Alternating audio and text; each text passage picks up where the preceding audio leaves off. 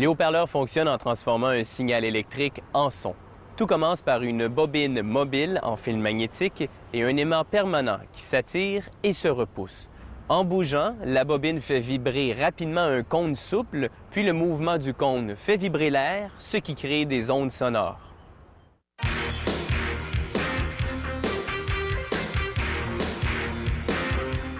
Les haut-parleurs comportent habituellement deux ensembles d'aimants et de cônes réunis dans une boîte appelée enceinte acoustique.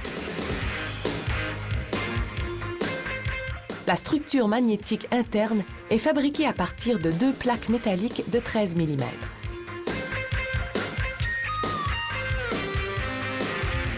Chaque plaque est d'abord polie et débarrassée des stries causées par la scie. On perce ensuite un petit trou au centre de l'une et un plus gros trou au centre de l'autre. On coupe ensuite une autre rondelle qui deviendra le noyau dans lequel on perce un grand trou avec un alésoir. Le noyau et la plaque arrière sont collés avec une supercolle époxy et ensuite vissés.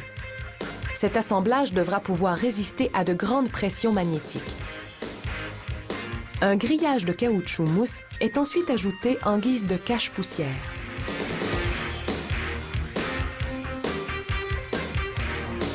On installe maintenant le panier métallique qui encadrera le cône et la structure magnétique.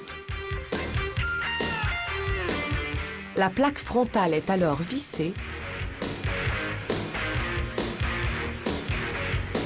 puis son envers enduit de colle pour y coller un anneau de matériau ferromagnétique.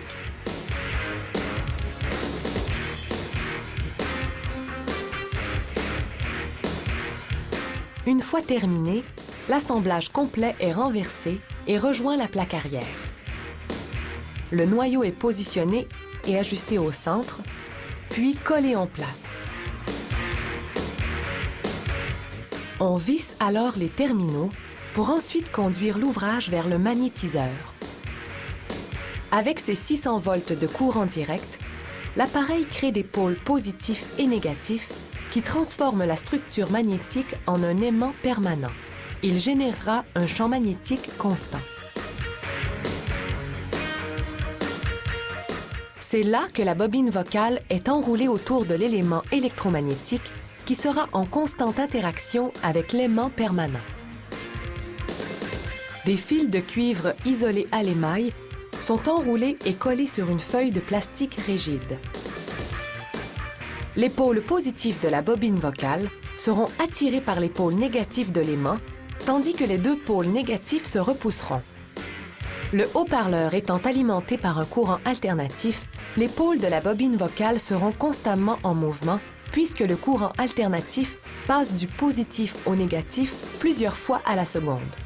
C'est ce qui amènera les aimants à s'attirer et à se repousser constamment, amenant la spirale dans un va-et-vient constant qui fera vibrer le cône, créant ainsi des ondes sonores.